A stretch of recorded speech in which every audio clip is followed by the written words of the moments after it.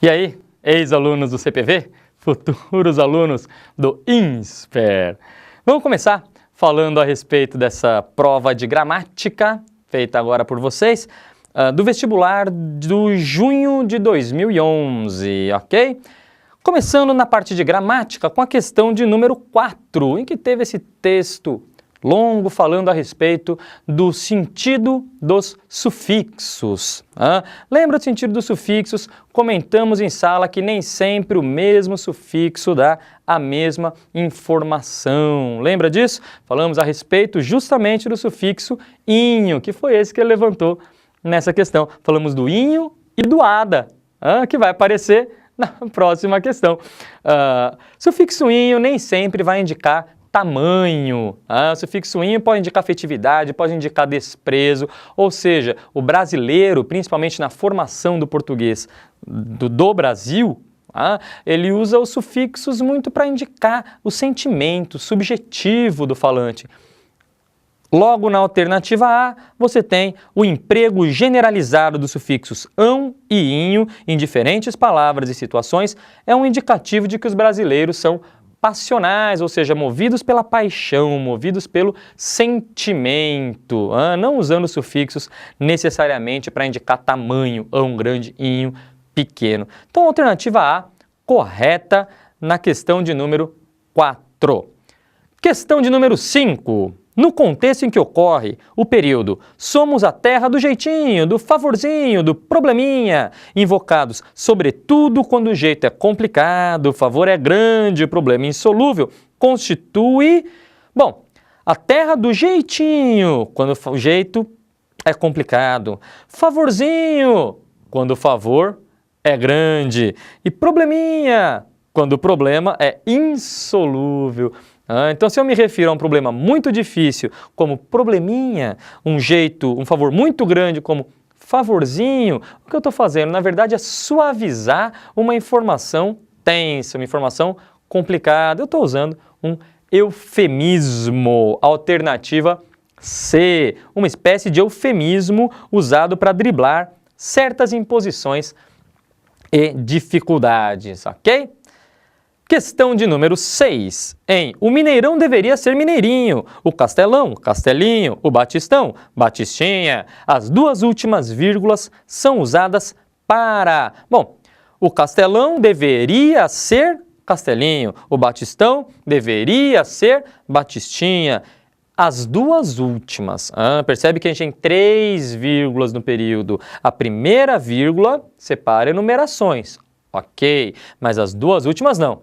As duas últimas marcam a omissão justamente do termo deveria ser. O que você tem na alternativa B? Marcarem a presença da elipse da locução verbal deveria ser. Ok? Só toma cuidado com a E, que mostra a enumeração. A primeira vírgula é enumeração, mas as duas últimas de fato não são. Ok? Próxima questão de número 9. Está aí o texto no seu vídeo da questão 9, frases de lenda, um texto no qual ele vai falar sobre a frase do Neil Armstrong. Este é um pequeno passo para o homem, mas um passo gigante para a humanidade. Ele vai te perguntar, Rui Castro afirma que o astronauta Neil Armstrong tropeçou nas palavras e quase melou o sentido porque... Ao trocar o artigo indefinido pelo definido, a frase adquire sentido.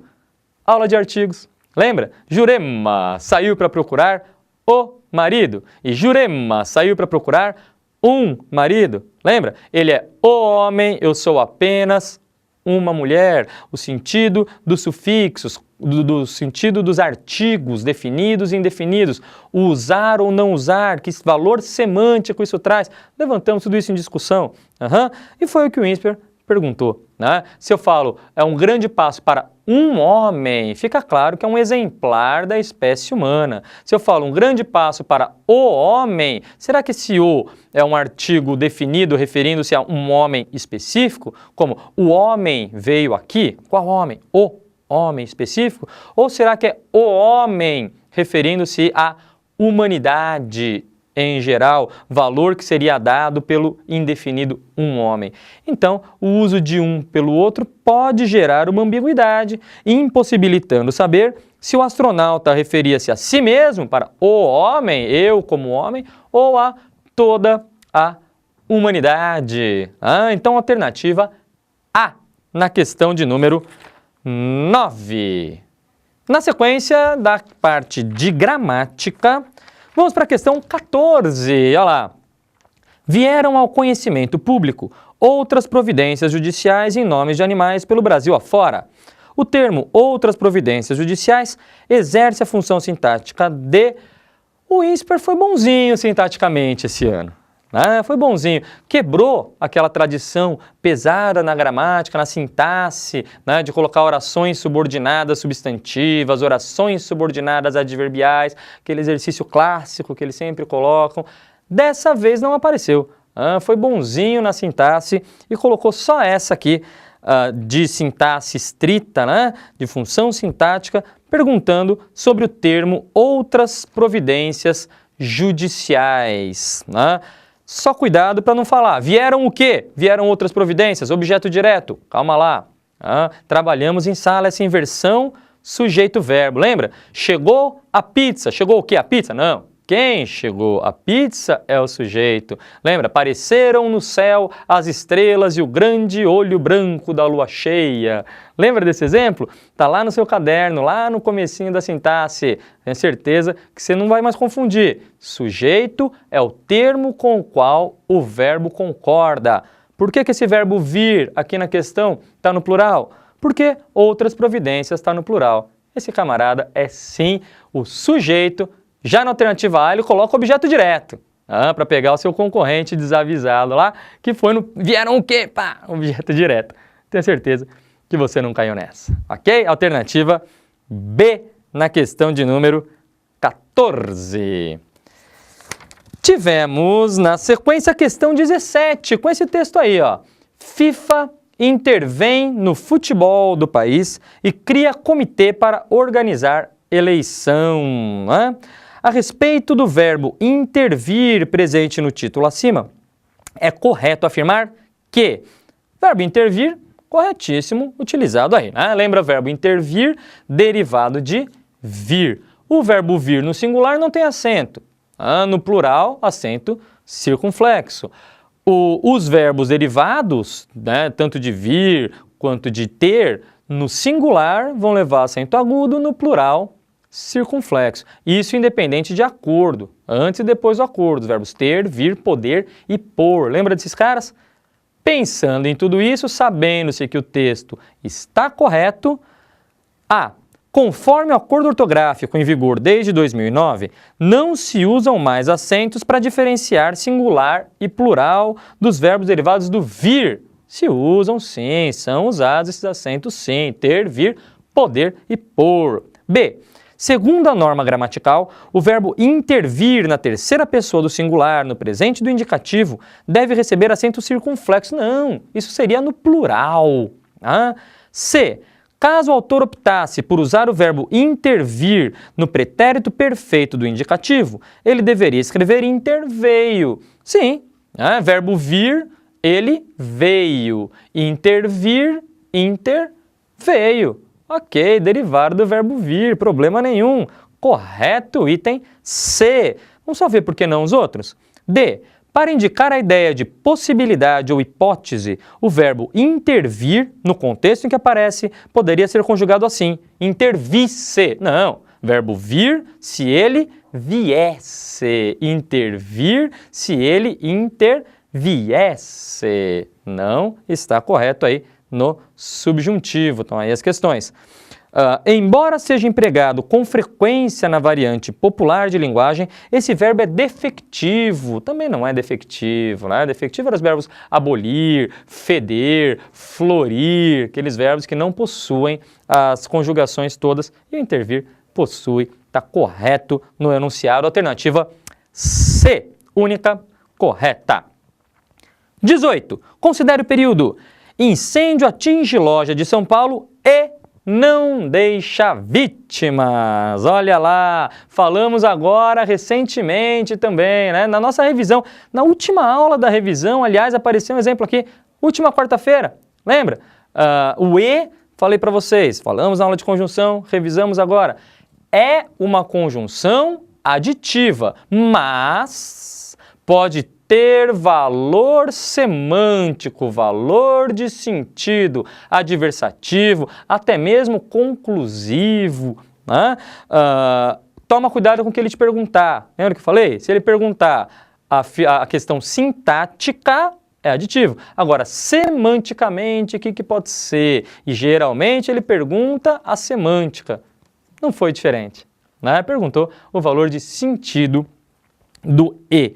E você tem, atinge loja de São Paulo. Você espera que um monte de gente morreu, mas não deixou vítima. Então você tem uma quebra de expectativa, você tem uma oposição à expectativa inicial, podendo ser substituído pelo mas. É o E com valor semântico adversativo. E aí que cuidadosamente ele fala, né? Indica oposição e tem sentido equivalente à conjunção adversativa mas. Ele não falou que o E é uma conjunção adversativa. Corretíssima, então, a alternativa de letra E para a questão 18. 19. Compare estes períodos. Morta a testemunha que depôs a relatora da OAB e morta a testemunha que depôs a relatora da OAB com o acento grave, como você pode ver aí no seu vídeo. Bom, no primeiro caso, você tem que depôs a relatora, que ela denunciou a relatora da OAB. A relatora foi deposta, foi denunciada por ela. Na 2, morta a testemunha que depôs a relatora, que depôs para a relatora da OAB. Então, em 1, a relatora foi a acusada. Na 2, a relatora foi quem recebeu o depoimento. Então, você tem sentidos completamente diferentes, né? O que dá lá na letra C. A ausência do acento grave no período 1 atribui ao verbo depor um significado completamente diferente do que ocorre no período 2. Sim, completamente diferente. Em 1, a primeira foi acusada, no segundo ela simplesmente ouviu a acusação. As demais vão falar a respeito da ocorrência da crase facultativa, ou que pode ter, ou que não deveria ter. E, de fato, nos dois casos, dependendo do sentido, estão corretos. Alternativa C para a questão de número 19. Na 20, tivemos esse camarada aí, quase atirando uma bicicleta na cabeça do cidadão. E ele ainda fala, ó, com bicicletadas, ativistas do ciclismo declaram guerra aos motoristas. Com bicicletadas, né, que seria um agrupamento de bicicletas, né? Lembra do sufixo ada? Falamos dele. Falei para você do sufixo ada em pedrada, que é atirar com a pedra na cabeça, em meninada, que seria um grupo de meninos, né? Falei do sufixo ada em chuvarada, que seria uma chuva intensa, né? Falei do sufixo ada em goiabada, que seria um doce feito de goiaba, um produto derivado da goiaba, né? E aqui ele trabalhou com essa brincadeira, né? Associado à imagem, a primeira impressão que você tem é que ele vai jogar a bicicleta na cabeça do cara. Por associação a outras palavras que também empregam o sufixo ada, um leitor incauto poderia imaginar que bicicletada significa usar a bicicleta como arma para golpear alguém, sim, como empedrada, como entijolada, não é verdade? Correta 1. 2. Se optasse pelo mesmo processo de formação de monstroristas e maltoristas para relatar um atropelamento provocado por um condutor embriagado, o jornalista poderia usar o neologismo alcooltecimento. Legal, né? Você tem composição por aglutinação. Se um motorista monstro é um monstrorista, se um mau motorista é um maltorista, um acontecimento causado pelo álcool é um alcooltecimento. Bacana, seria correta sim a formação alcooltecimento, seguindo o princípio das duas anteriores. 3. O substantivo Cicloativismo, no contexto em que ocorre, sugere a ideia de intervalo, período, indicando que movimentos engajados, como mencionado da notícia, são esporádicos. Esporádicos, olha as suas alternativas. Aí, as alternativas agora. São esporádicos, não dá. Por quê? Ele fala lá no texto, o paulistano Renato se envolveu com o cicloativismo há 2 anos. Não que isso seja esporádico. Cicloativismo, atividades ciclistas realizadas rotineiramente, costumeiramente, sem problemas. Então, corretas a 1 e a 2, alternativa B. Ok? Próxima. 21! Essa questão 21 já é conhecida da gente. O INSPER foi lá em 2008, na prova de segundo soldado da PM, organizada pela VUNESP, e pegou a questãozinha de lá, ok. Uma tirinha do Recruta Zero, e ele perguntou, caso o Recruta Zero optasse por usar apenas advérbios, as locuções adverbiais com gosto e com vontade, sem demora e com determinação, poderiam ser substituídas, respectivamente, por, vamos lá, com gosto e com vontade. Essa aí, talvez tenha um pouco mais de possibilidades, né? Com prazer, com entusiasmadamente, né? Animadamente, cabe, ele fez com gosto e com vontade, com animação, né? Foi lá, não fez corpo mole. Tem algumas que caberiam aí. Essa primeira, o inusitadamente, você já teria tirado. Sem demora, bom, sem demora, imediatamente, demoradamente, magistralmente, brevemente. Não, né? Imediatamente. E ainda mais com determinação, ferozmente, indeterminadamente. Não, com determinação, determinadamente. Então, a única possível alternativa D, de docinho de Damasco. Essa questão 22 pisou na bola. Né? Uma pisada na bola. Vamos ver por quê? Atente-se ao título da notícia. Dengue faz mosquita ficar hiperativa. Utilizou-se uma flexão de gênero que contraria os princípios da norma gramatical com relação aos substantivos. Olhe bem o enunciado. Contraria com relação aos substantivos. Esse mesmo procedimento foi utilizado em... O que a gente entende do enunciado? Que ele vai pegar algum substantivo flexionado que não poderia ser flexionado pela gramática normativa, certo? Foi isso que ele passou no enunciado, ainda mais com o exemplo mosquita. Vamos ver as alternativas? 1.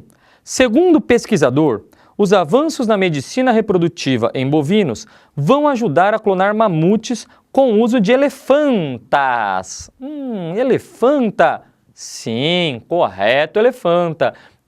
Não só pelo Wise, não só pelo Aurélio, mas o manual, né, o que seria seguido pelos concursos e vestibulares oficiais, que é o VOLPE, Vocabulário Ortográfico da Língua Portuguesa, editado pela Academia Brasileira de Letras. E sim, elefanta tá lá. Ok? Feminino de elefante.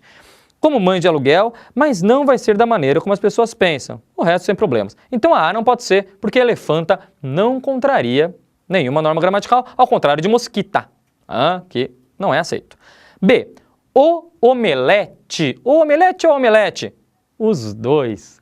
Os dois estão corretos. O omelete ou a omelete sem problemas. Preparado pela presidenta. Opa! Presidenta? Vai lá no VOLPE, Vocabulário Ortográfico da Língua Portuguesa.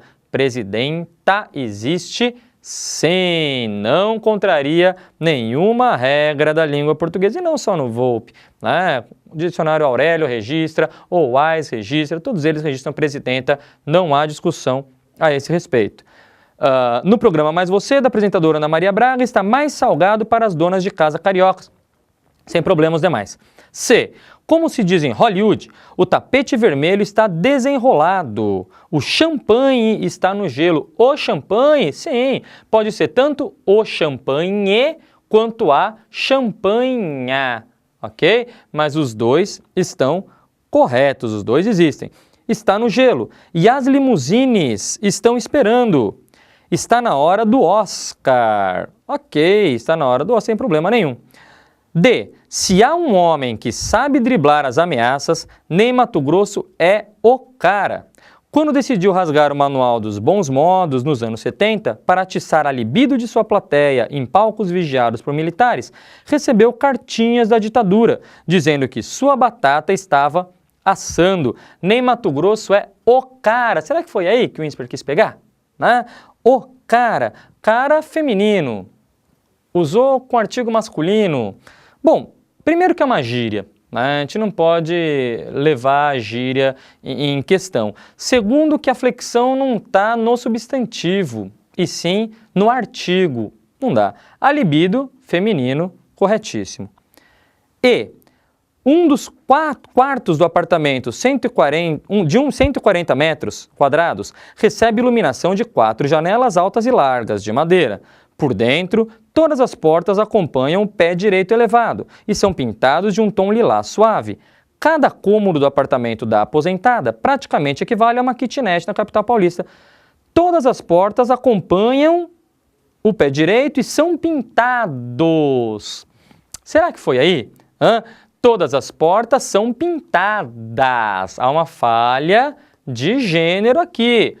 Mas está no adjetivo e não no substantivo, o que foge ao enunciado. Olha o enunciado aí. Faz mosquita ficar imperativo, uma flexão no substantivo. Aqui a gente está no adjetivo. Não pode ser dada aí como correta. Então, não sabemos qual o INSPER vai considerar, mas não há resposta correta. Independente de qual for considerada, não há resposta correta na questão de número 22. Próxima questão. Questão de número 23. Sobre as questões do impacto dos erros gramaticais, o texto aí, cometidos por pessoas, é correto afirmar que, olha esse texto, lembra?